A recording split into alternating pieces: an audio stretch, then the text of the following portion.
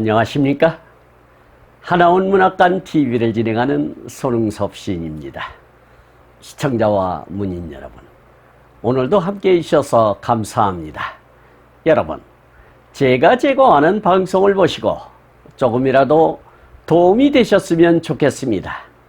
도움이 되셨다면 주변의 지인에게도 추천해 주시기 바랍니다. 하나원 시인을 널리 알리는 것은 진행자의 사명이며 큰 보람입니다.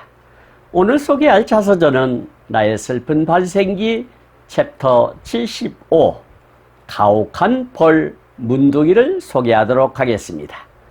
가혹한 벌 문둥이는 1962년 7월 30일 사판으로 발행된 나의 슬픈 발생기 174페이지에 수록된 글을 근거로 방송하게 됨을 알려드립니다. 챕터 75 가혹한 벌 문둥이. 북망산의 여름밤은 어느새 밝아온다. 집으로 가려 하여도 도저히 일어날 기운이 없다. 눈앞이 보이지를 않는다. 집을 나와서는 아직도 요기를 하지 않아 허기져 온다. 정말 허기 차서 걸음을 걸을 수 없다. 죽을 힘을 다하여 마을까지 내려왔다.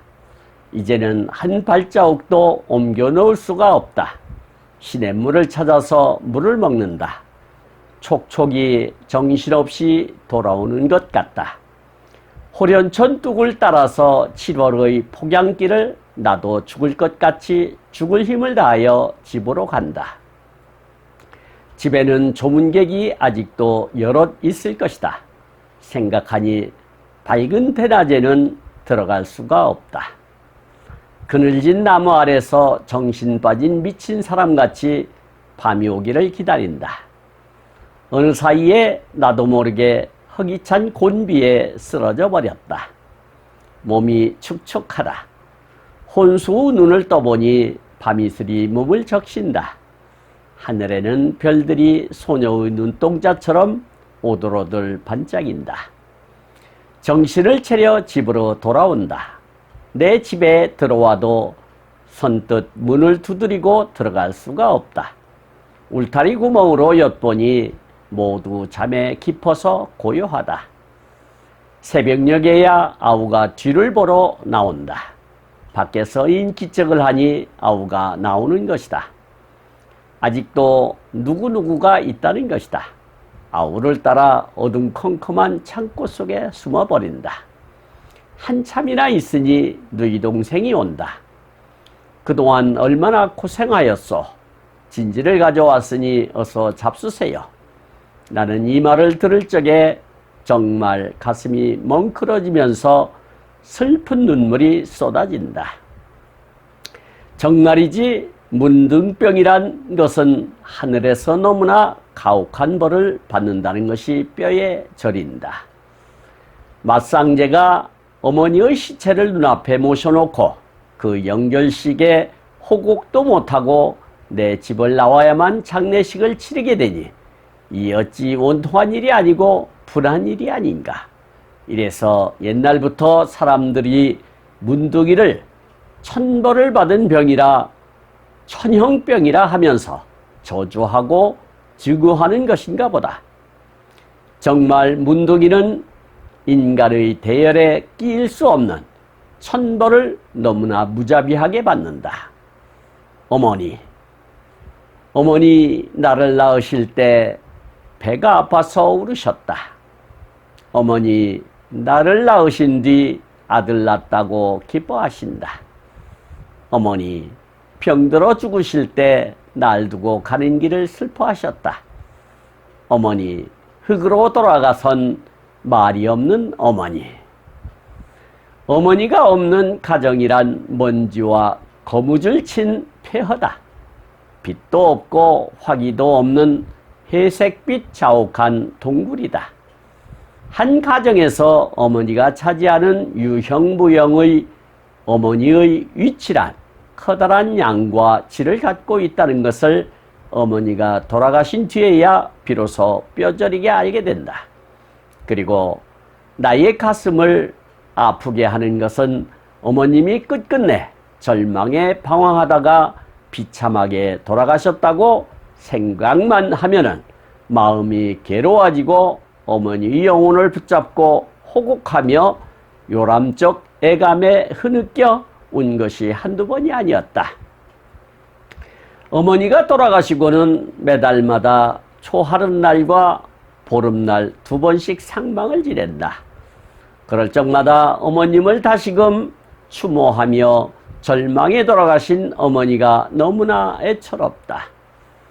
어머니의 후반생은 이 세상에서 가장 몹쓸 문득병이 든 나를 위해 간이 마른 나머지 목숨마저 줄였고 또 설상의 가상이라 소련 군정과 그 주구 매국도당 김일성 악정에 울민한 나머지 목숨을 줄이고 이 세상을 떠나게 됨을 나로서는 유목인종 같은 서러움의 본능으로서 어머니의 원통을 변모하는 애탄에 그지없이 흐느낀다. 어머니의 환상이 꿈마다 생환하여 우리 형제의 갈 길을 가리킨다.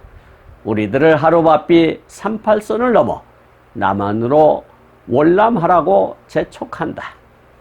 우리 형제는 어머니의 꿈이 한두 번이 아닌 선몽에서 정작 월남하려고 몇 번인가 계획을 세워보았다.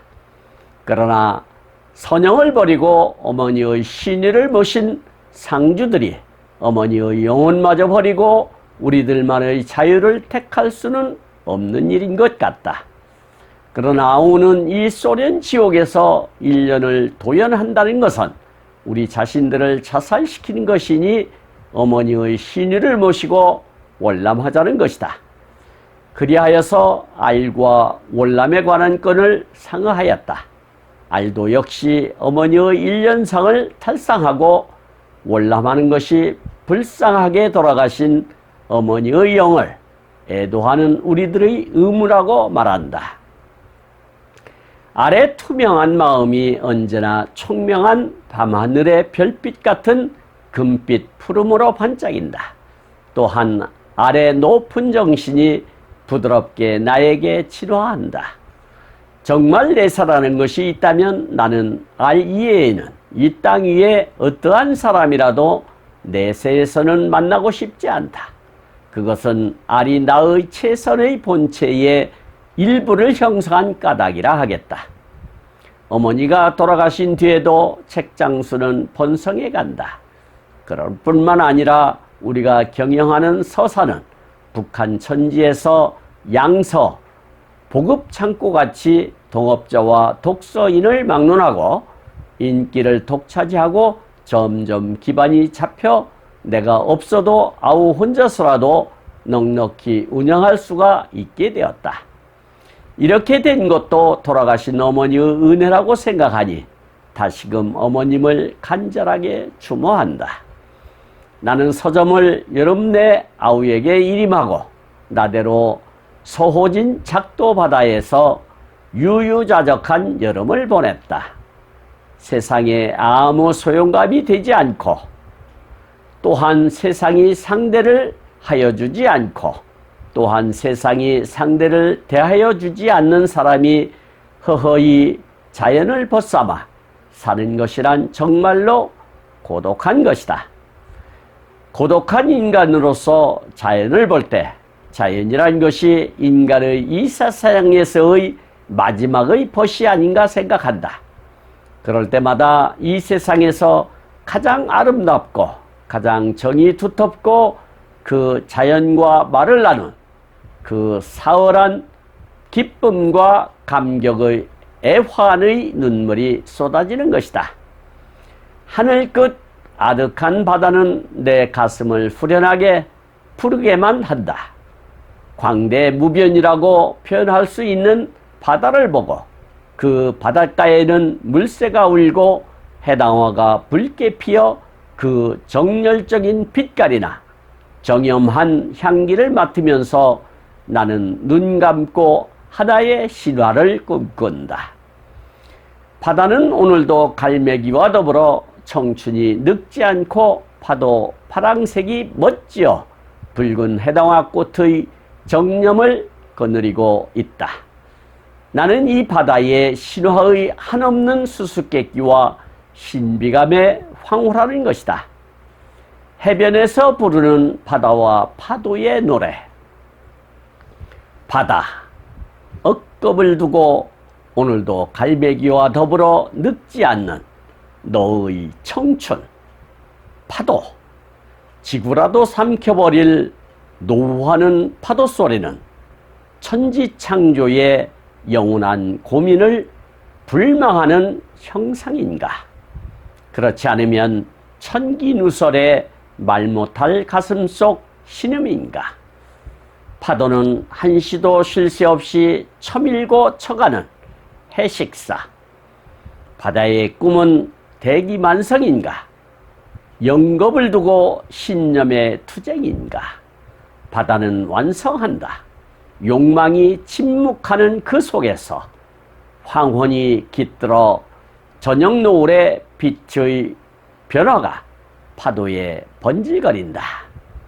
나는 바닷가에서 바다에 대한 이러한 해변에서 부르는 바다와 파도의 노래를 시작하면서 해당화 꽃향기 높은 데서 물새의 울음에 나의 사무치는 고독을 신선케 한다. 하늘에 흰 구름 둥둥 떠가는 그 언저리에 솟아있는 등대는 해각에 비쳐서 그 깎아지는 현모함의 석총의 고든 전리에 나의 생을 탐구하는 남성적 기계를 단련하여 보곤 한다. 한여름 내 소호진의 작도바다 앞에서 해변에서 부르는 바다와 파도의 노래 같은 경지를 감상하고 따라서 바다 앞에 서 있는 것은 위대한 교훈 앞에 서는 것 같고 다시금 순수하게 맑아지고 태양 같은 마음으로 넓어지는 생의 환호에 끝없이 기뻐진다. 8월도 짙어가니 선들바람이 아침 저녁으로 불어 가을이 가슴에 스며들며 성미급한 함흥의 아이들이 연을 띄우기 시작한다. 옛날부터 함흥의 아이들은 초가을에 연을 띄우는 풍습이 있어 아득히 아득히 하늘 끝에까지 연을 청청 하늘의 낫별처럼 띄우며 연쌈을 하는 아름다운 시정을 돋우는 세시기를 갖고 있다. 어른들은 연을 띄우게 되면 바람이 불어 곡식에 해롭다고 아이들을 마다하고 나무래면서도 하늘 한가 둥둥 떠가는 연을 보고서는 어린 날의 해상에 그리운 시정에 도도하면서 자기들의 연은 어딘가로 날아갔는가 서허한다. 함흥의 연이 한창 때 되던 무렵 소련 군정은 북한에다 대의원을 선거한다고 야단법석이다. 단일 입후보의 공천제라는 것으로 대의원을 선출한다. 한 선거구에서 입후보자는 단 한 사람밖에는 나올 수 없고 그 한 사람의 입후보도 소위 북조선 노동당이란 공산당에서 지명한 열성분자 한 사람을 공천자라고 내세운다. 공천자는 무조건 손을 들어 주는 거수기밖에는 되지 않는다. 생각하건대 선거에 있어서 입후보자를 공천한다는 것은 어떠한 의미에서도 한 나라의 정치와 민족을 망쳐먹는 것이 아닐까 한다. 왜냐하면 정치의 진보는 언제나 냉엄한 비판과 또한 대중의 여론을 파악한 것을 정치에 구현시켜야 하는 것인데 공천제에서 당선한 공천자의 정치적 의무와 책임이라는 것은 자기 상전의 하라는 지시대로 손을 들어야 하는 것이다. 그리고 독재자의 충견이 되며 독재자의 수단의 거수기가 되어야 한다. 투표 방식은 흑백의 두 가지 통을 투표장에 놓고 투표지는 공천자가 좋으면 흰 통에 넣고 불찬성이면은 검은 통에 넣는 것이다. 비밀이 보장되어야 할 것인데도 총칼을 내세워 놓고 물샐 틈 없는 경계로 흰통 투표를 거리거리에서 강요한다. 투표 날이다. 흥남 사람이 서점에 와서 책이 많이 있으니 사라고 하여 하필 투표 날에 흥남으로 가게 되어서 투표를 기권하였다. 이튿날 보안소에서 나를 호출했다. 라고 챕터 75를 기록하고 있습니다. 시청하시면서 혹 이해가지 않는 문장이 있었나요? 아니면 어려운 단어가 있었나요? 조금 더 깊이 있게 살펴보도록 하겠습니다. 첫 번째 단원을 보도록 하겠습니다. 북망산의 여름밤은 어느새 밝아온다. 집으로 가려 하여도 도저히 일어날 기운이 없다.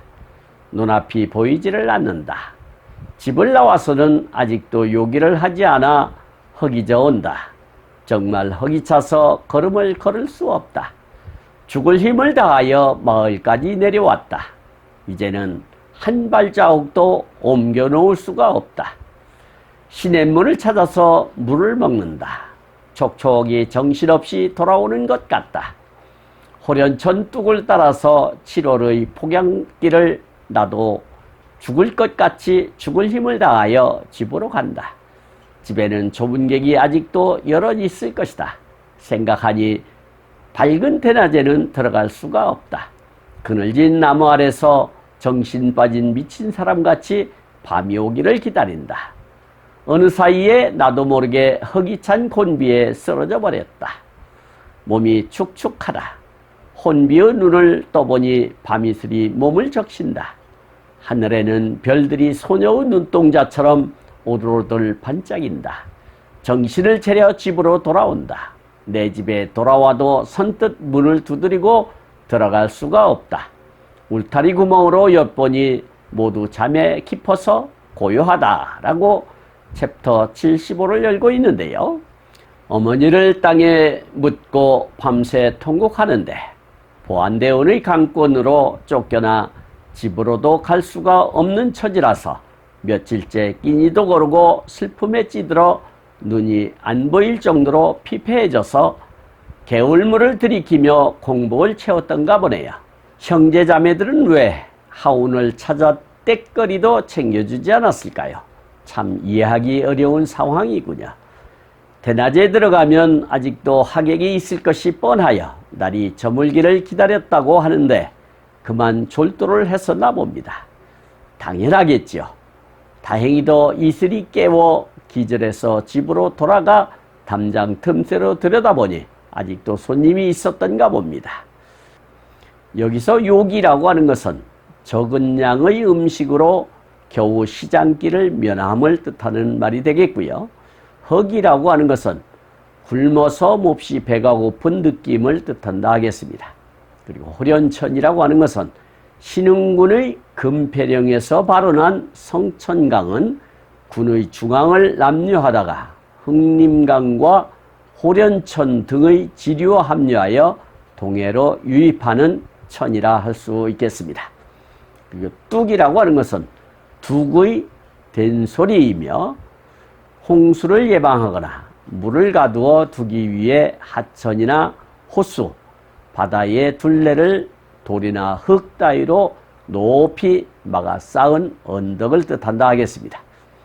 폭양이라고 하는 것은 뜨겁게 내리쬐는 볕을 이르는 말이 되겠고요. 곤비라고 하는 것은 아무 일도 할 수 없을 만큼 지쳐서 매우 고단함을 이르는 말이 되겠습니다. 혼수라고 하는 것은 의식을 잃고 인사불성이 되는 병을 뜻한다 하겠습니다. 고요라고 하는 것은 잠잠하고 조용한 상태를 이르는 말이 되겠습니다. 다음 단원을 보도록 하겠습니다. 새벽녘에야 아우가 뒤를 보려 나온다. 밖에서 인기척을 하니 아우가 나오는 것이다. 아직도 누구누구가 있다는 것이다. 아우를 따라 어둠컴컴한 창고 속에 숨어버린다. 한참이나 있으니 누이 동생이 온다. 그동안 얼마나 고생하였소. 진지를 가져왔으니 어서 잡수세요. 나는 이 말을 들을 적에 정말 가슴이 멍클어지면서 슬픈 눈물이 쏟아진다. 정말이지 문등병이라는 것은 하늘에서 너무나 가혹한 벌을 받는다는 것이 뼈에 저린다. 맞상제가 어머니의 시체를 눈앞에 모셔놓고 그 영결식에 호곡도 못하고 내 집을 나와야만 장례식을 치르게 되니 이 어찌 원통한 일이 아니고 분한 일이 아닌가.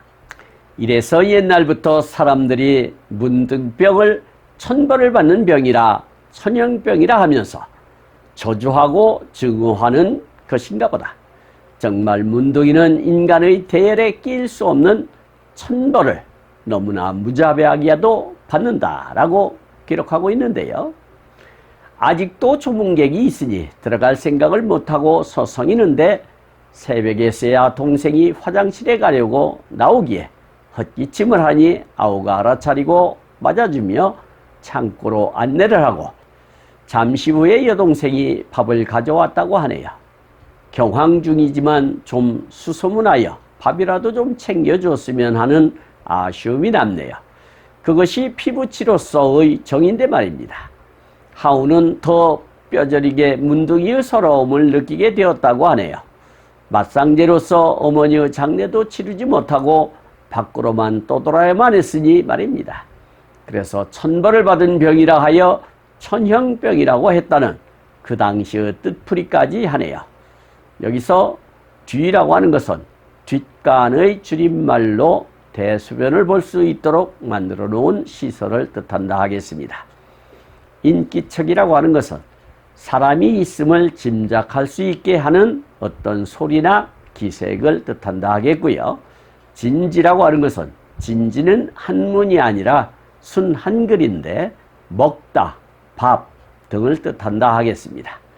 멍클어지면서라고 했는데 멍멍해지면서의 잘못된 방언이라 할 수 있겠습니다. 그리고 가혹한이라고 하는 것은 매우 모질고 냉정한을 뜻한다 할 수 있겠고요. 호곡이라고 하는 것은 소리를 내어 슬피 우는 것을 뜻한다 하겠습니다. 천형병이라고 하는 것은 하늘에서 벌로 내린 병이라는 뜻으로 나균에 의해 감염되는 만성 전염성 난치병이라 할 수 있겠습니다. 무자비라고 하는 것은 냉혹하고 모질다라는 뜻이 되겠습니다. 다음 단원을 보도록 하겠습니다. 다음에 나오는 어머니라는 시는 진행자의 목소리로 신앙송을 들어보도록 하겠습니다. 어머니, 하나운, 어머니, 나를 낳으실 때 배가 아파서 울으셨다. 어머니, 나를 낳으신 뒤 아들도 따고 기뻐하셨다. 어머니, 병들어 죽으실 때 날 두고 가는 길을 슬퍼하셨다. 어머니, 흙으로 돌아가선 말이 없는 어머니. 여러분, 어머니라는 신앙송 잘 들어보셨나요? 어머니가 없는 가정이란 먼지와 거미줄 친 폐허다. 빛도 없고 화기도 없는 회색빛 자욱한 동굴이다. 한 가정에서 어머니가 차지하는 유형무형의 어머니의 위치란 커다란 양과 가치를 갖고 있다는 것을 어머니가 돌아가신 뒤에야 비로소 뼈저리게 알게 된다. 그리고 나의 가슴을 아프게 하는 것은 어머님이 끝끝내 절망에 방황하다가 비참하게 돌아가셨다고 생각만 하면은 마음이 괴로워지고 어머니의 영혼을 붙잡고 호곡하며 요람적 애감에 흐느껴 온 것이 한두 번이 아니었다. 어머니가 돌아가시고는 매달마다 초하룻날과 보름날 2번씩 상망을 지냈다. 그럴 적마다 어머님을 다시금 추모하며 절망에 돌아가신 어머니가 너무나 애처롭다라고 기술하고 있는데요. 하우는 어머니의 서거에 대하여 엄청난 죄책감을 갖고 있었나 봅니다. 자신의 몹쓸병 때문에 화병으로 돌아가셨다는 죄책감이겠지요. 어머니가 없는 집이란 안고 없는 찐방이며 기름 떨어진 차와 같은 것이겠지요. 그렇게 빈자리는 큰 것이지요. 그래서 있을 때 잘하라고 김자옥은 애치다가 일찍 갔는지도 모르겠습니다. 예전에는 예법이 부모가 돌아가시면 3년간 아침 저녁으로 음식을 떠놓고 곡을 하였으나 하우는 매월 초하루와 보름의 상망을 지냈다고 하네요. 여기서 폐허라고 하는 것은 건물, 성, 시가지 따위가 파괴되어 황폐하게 된 터를 이른다 하겠습니다. 그리고 뼈저리게라고 하는 것은 뼛속에 사무치도록 정도가 깊게라는 뜻이 되겠고요. 호곡이라고 하는 것은 울부짖는 울음을 뜻한다 하겠습니다. 요람적이라고 했는데 사물의 처음 발생지나 근원지를 비유적으로 이르는 말이 되겠습니다. 그리고 애감이라고 하는 것은 처량하고 슬픈 느낌을 이르는 말이 되겠고요. 상망이라고 하는 것은 상중에 있는 집에서 죽은 이에게 매달 초하룻날과 보름날에 지내는 제사를 뜻한다 하겠습니다. 그리고 추모라고 하는 것은 죽은 사람을 그리워하고 있지 않음을 뜻한다 하겠고요. 어머니라는 시에 대한 자세한 해설은 하나원 문학관 TV에서 어머니라는 시를 검색하면 보실 수 있습니다. 다음 단원을 보도록 하겠습니다.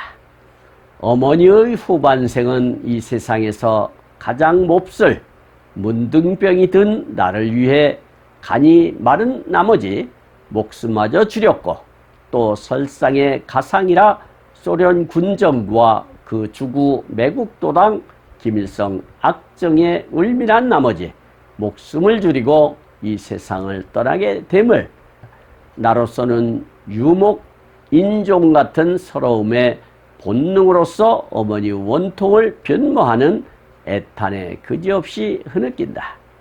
어머니의 환상이 꿈마다 생환하여 우리 형제의 갈 길을 가리킨다. 우리들을 하루바삐 38선을 넘어 남한으로 월남하라고 재촉한다. 우리 형제는 어머니의 꿈이 한두 번이 아닌 선몽에서 정작 월남하려고 몇 번인가 계획을 세워보았다. 그러나 선영을 버리고 어머니의 신의를 모신 상주들이 어머니의 영혼마저 버리고 우리들만의 자유를 택할 수는 없는 일인 것 같다. 그러나 아우는 이 소련 지옥에서 1년을 도연한다는 것은 우리 자신들을 자살시키는 것이니 어머니의 신의를 모시고 월남하자는 것이다. 그리하여서 알과 월남에 관한 건을 상하였다. 알도 역시 어머니의 1년상을 탈상하고 월남하는 것이 불쌍하게 돌아가신 어머니의 영을 애도하는 우리들의 의무라고 말한다 라고 수리하고 있는데요. 하운의 어머니는 50세 안팎에서 별세하신 것으로 추정되는데 하운이 이리농림학교 5학년 때 문능병 판정을 받았으니 하운 어머니 30대 중반 이후부터는 하운 걱정으로 애간장을 태웠던 것이 아닐까 싶네요. 얼마나 자식 사랑에 한이 맺힌 상태로 운망하셨으면 밤마다 하운의 꿈에 나타나 월남을 재촉하셨을까요? 하여 동생과 의논하고 알과도 여러 차례 월남을 계획하였으나 아직 탈상도 안 한 어머니 혼백을 두고 선영을 따른다는 것은 도리가 아니라는 판단에 1년상을 탈상하고 떠나자고 뜻을 맞췄던가 봅니다. 여기서 김일성이라고 하는 것은 본명은 김성주로서 북한을 창업한 국가주석으로 1912년 4월 15일 출생하여 1994년 7월 8일 사망을 한 인물이라 하겠습니다. 악정이라고 하는 것은 백성을 괴롭히고 나라를 그르치는 나쁜 정치를 뜻하는 말이 되겠고요. 울민이라고 하는 것은 답답하고 괴로움을 뜻하는 말이 되겠습니다. 변무라고 하는 것은 사리를 따져 억울함을 밝힘을 이르는 말이 되겠고요. 애탄이라고 하는 것은 슬픔의 감정적 표현의 하나라 할 수 있겠습니다. 그리고 생환이라고 하는 것은 죽지 않고 살아서 돌아옴을 뜻하는 말이 되겠고요. 선몽이라고 하는 것은 현몽의 방언으로 죽은 사람이나 신령이 꿈에 나타남을 뜻하는 말이 되겠습니다. 선영이라고 하는 것은 할아버지나 아버지가 묻혀있는 무덤이라는 뜻이 되겠습니다. 그리고 신이라고 하는 것은 죽은 사람의 영혼이 의지하는 자리를 뜻한다 하겠고요. 도연이라고 하는 것은 중국식 단어로 공연히, 소용없다, 단지, 쓸데없이 이런 뜻이 되겠습니다. 그리고 탈상이라고 하는 것은 상을 마치고 상복을 벗는 일을 뜻한다 하겠습니다. 다음 단원을 보도록 하겠습니다.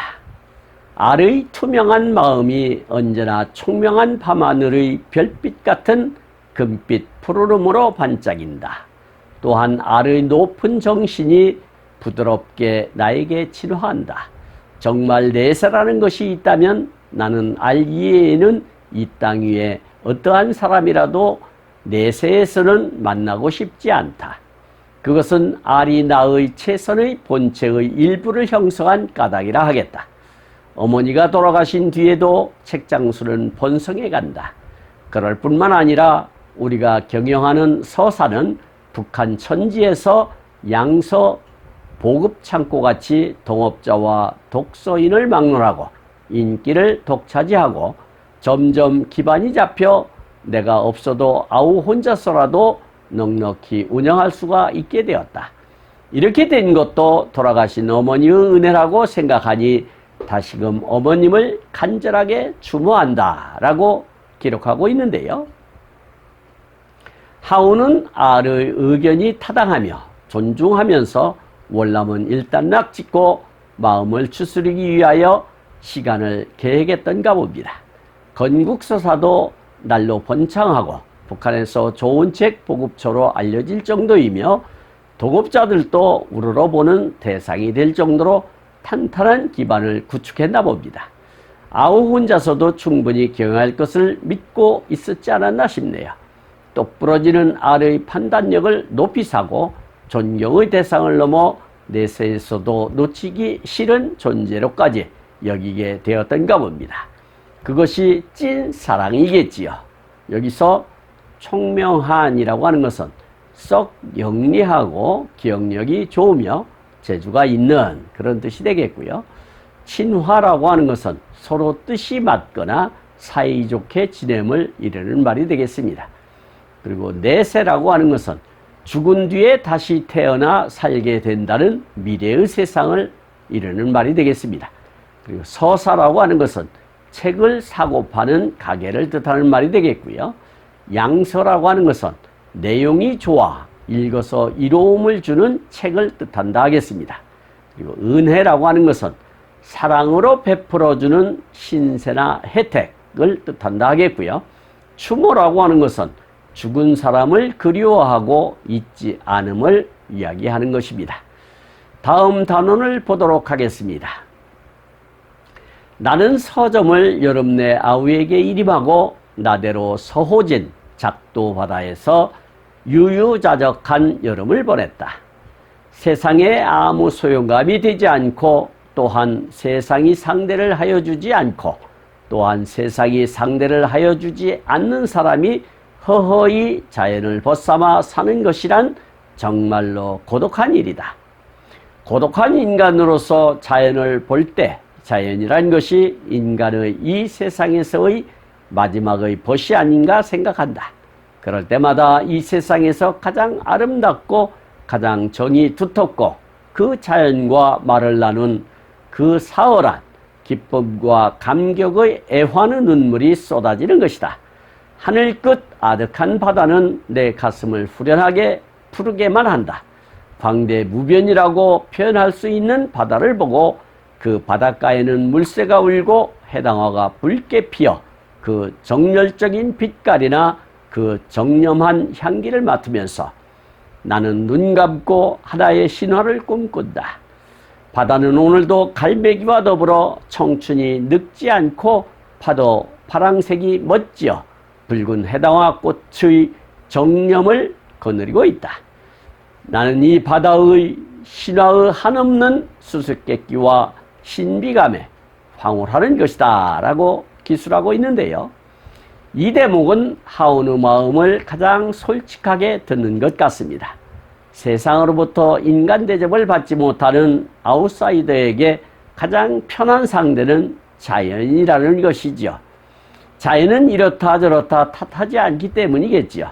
그리고 누가 요청하지 않아도 물새가 노래하고 해당화가 정념적으로 향기를 뿜어주고 끝없이 펼쳐지는 광활한 바다를 보더라면 구석진 마음 한켠이 뻥 뚫리는 기분이었기 때문이죠.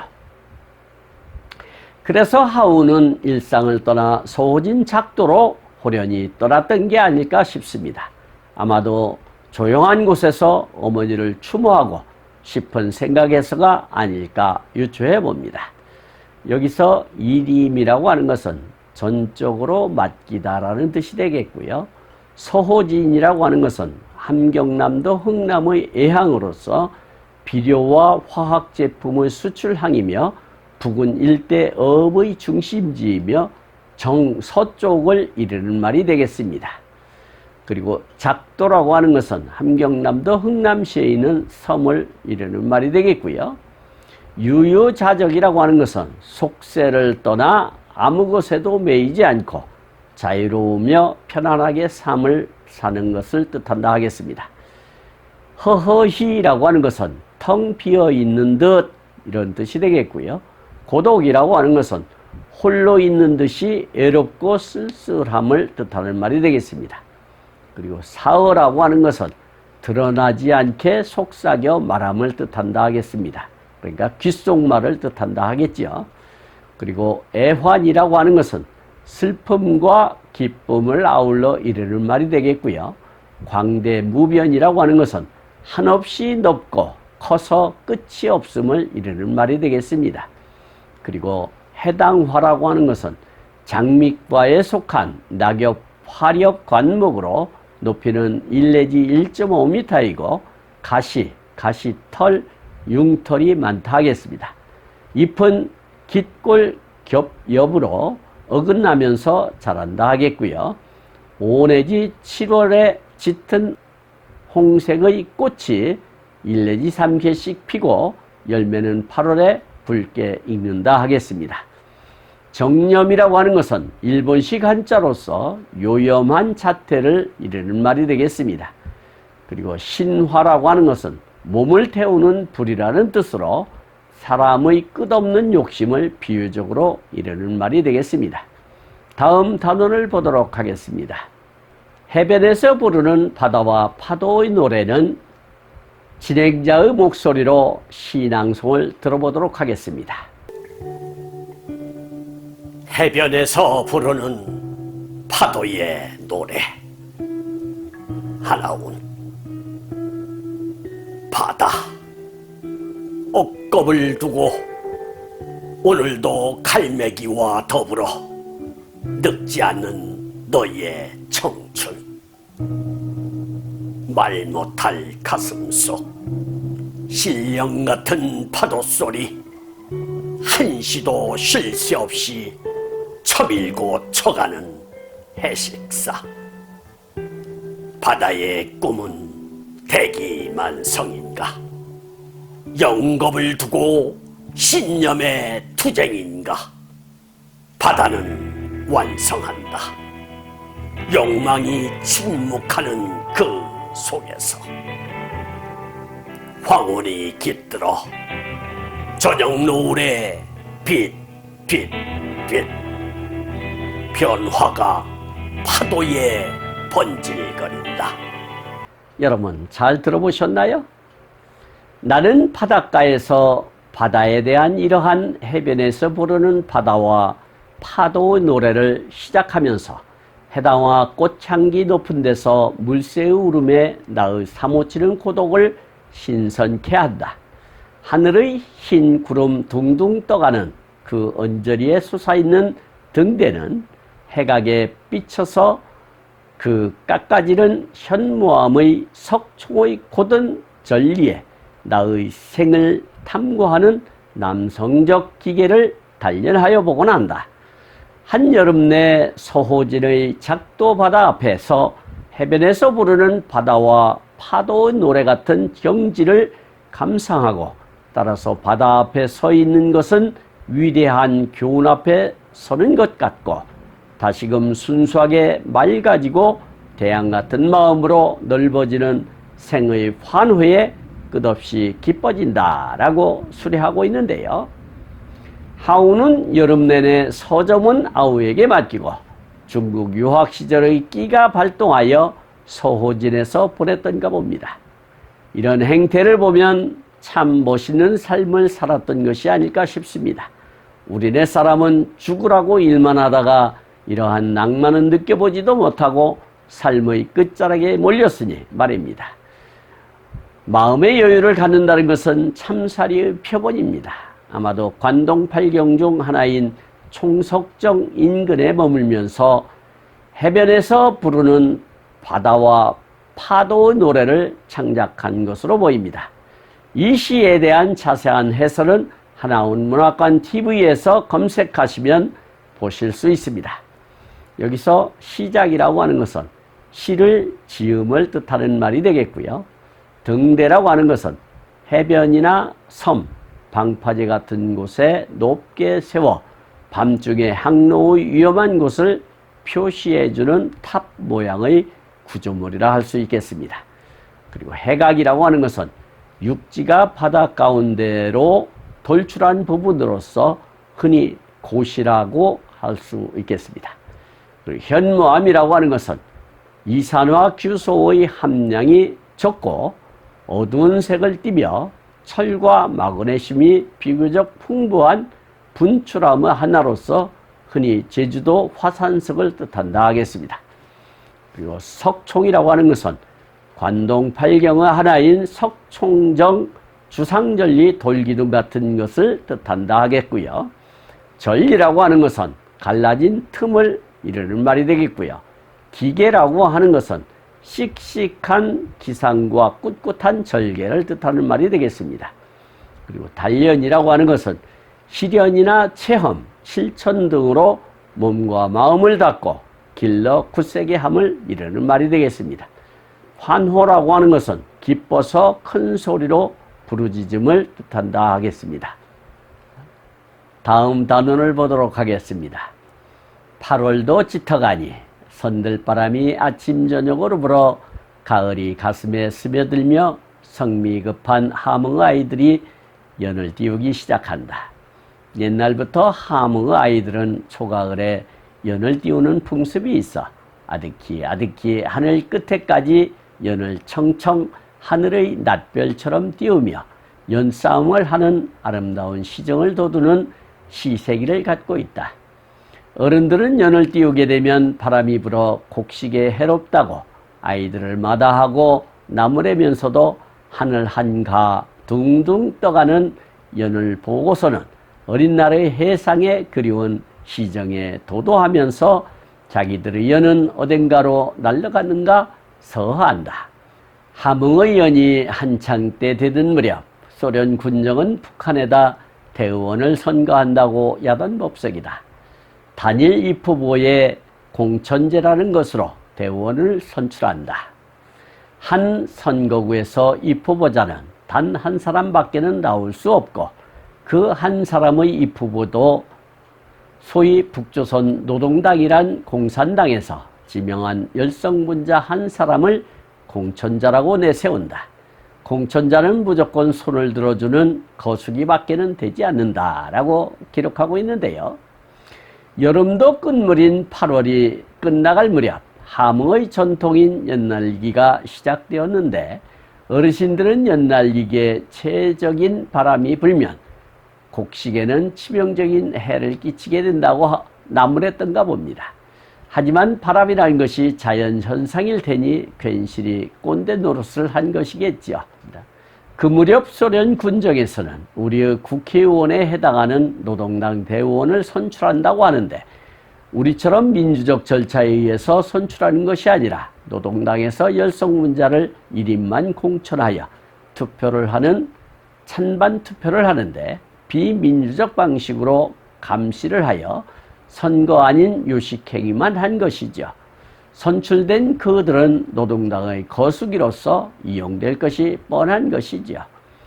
여기서 선들바람이라고 하는 것은 약간 서늘하면서 부드럽게 부는 바람을 뜻한다 하겠고요. 연이라고 하는 것은 바람을 이용해 하늘에 띄우는 놀이기구를 뜻한다 하겠습니다. 그리고 풍습이라고 하는 것은 풍속과 습관을 아우러 이르는 말이 되겠고요. 시정이라고 하는 것은 시적인 정치를 뜻한다 하겠습니다. 그리고 세식이라고 하는 것은 1년 중의 행사나 그때그때의 풍물 따위를 월별이나 계절별로 차례차례 적어 풀이한 책을 뜻한다 하겠습니다. 그리고 도도라고 하는 것은 중국식 단어로 매우 즐겁다라는 뜻이 되겠고요. 서허라고 하는 것은 오타로 보이나 문맥으로 보아서는 관심을 갖는다는 뜻으로 보입니다. 대의원이라고 하는 것은 정당이나 단체의 대표로 선출되어 회의에 참가하여 토의나 의결 등을 행하는 사람이나 여기서는 북한의 국회의원을 뜻한다 하겠습니다.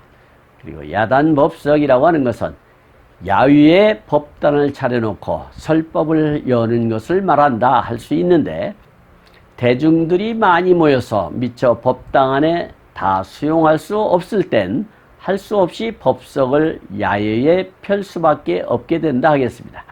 그럴 경우 많은 사람이 모였으니 그 모양이 성대하고 시끌벅적한 것임은 자명한 이치일 것입니다.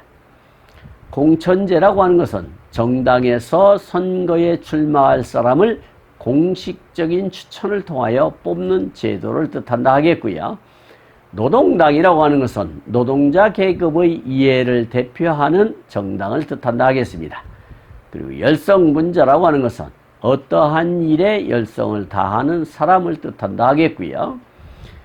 거수기라고 하는 것은 손을 드는 기계라는 뜻으로 회의에서 가부를 결정할 때 자신의 생각과는 관계없이 남이 시키는 대로 손을 드는 사람을 얕잡아 이르는 말이 되겠습니다. 마지막 단원을 보도록 하겠습니다.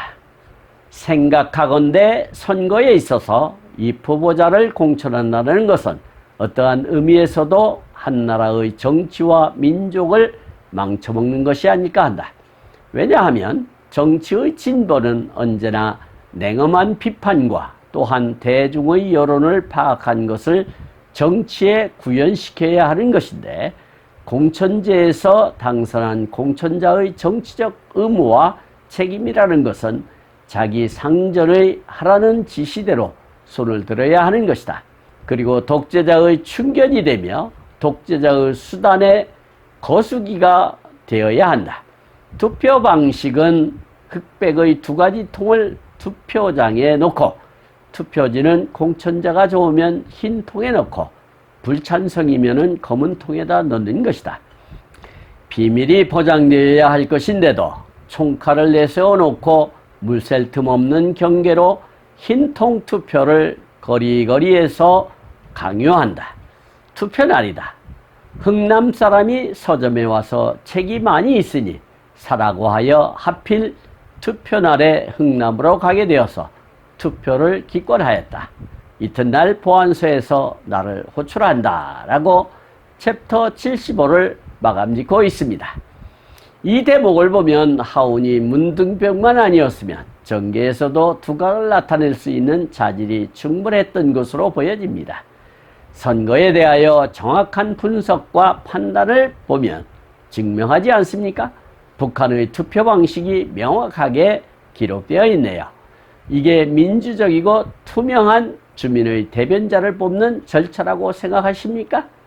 민주국가에서는 겉으로 찌그럭거려도 진일보하는 제도인데 전체주의 집단은 일사불란하게 움직이지만 삶의 질은 점점 낙후해지는 남북 현상을 잘 알고 있지 않습니까? 그런데 북한 측을 편들거나 못 도와서 안절부절하는 집단은 어떤 존재인지 묻고 싶습니다. 하우는 사업상 선거를 못했다고 하는데 걱정이 됩니다. 여기서 진보라고 하는 것은 정도나 수준이 차츰 향상하여감을 뜻하는 말이 되겠고요. 냉엄한이라고 하는 것은 개인의 편리를 보아주거나 인정을 두는 일이 없이 엄격함을 뜻한다 하겠고요. 여론이라고 하는 것은 사회 대중이 공통으로 제시하는 의견을 뜻한다 하겠습니다. 그리고 구현이라고 하는 것은 구현의 일본식 단어로 구체적인 모습으로 뚜렷이 나타나게 하다라는 뜻이 되겠습니다. 그리고 상전이라고 하는 것은 이전에 종에 상대하여 그 주인을 이두식 한자어로 이르던 말이라 할 수 있겠습니다. 그리고 충견이라고 하는 것은 주인에게 충실한 개를 뜻한다 하겠고요. 강요라고 하는 것은 강제로 요구함을 뜻하는 말이 되겠습니다. 그리고 흥남이라고 하는 것은 함경남도 동해안 중부에 있는 항구 도시를 이르는 말이 되겠고요. 기권이라고 하는 것은 투표나 의결 등에서 자기의 권리를 버리고 행사하지 않음을 뜻하는 말이 되겠습니다. 그리고 호출이라고 하는 것은 어떤 사람을 일정한 곳까지 오도록 불러냄을 이르는 말이 되겠습니다. 지금까지 함께 하신 시청자와 문인 여러분 감사합니다. 제가 하나온 문학관 TV를 방송하는 이유는 고난과 역경을 딛고 문학의 꽃을 피우신 하나온 시인을 널리 알리기 위해서입니다. 여러분의 주변이나 하나온 시인에 관심 있으신 분께서는 인터넷 포털 다음의 카페에서 하나온 문학관을 검색하여 가입하시면 고 하나온 시인에 대한 다양한 자료를 접할 수 있으며 많은 시인과 문학활동을 함께 할 수 있습니다. 그리고 유튜브에서 하나온 문학관 TV를 검색하시면 하나온 시인의 진면목을 발견하실 수 있습니다. 다음 제268화는 하나온 시인의 자서전 나의 슬픈 발생기 챕터 76 파란 중첩되는 기구한 운명을 소개하도록 하겠습니다. 그리고 광고 말씀드리겠습니다. 하나온 문학관에서는 화면의 사진과 같이 문인의 등용문인 파랑새라는 문학지를 발간하고 있습니다. 화면의 안내와 같이 금년 12월 20일 출간 예정인 파랑새 제10집에도 적극적인 참여 부탁드립니다. 보다 더 알찬 내용으로 찾아뵙겠습니다. 감사합니다. 진행의 손흥섭이었습니다.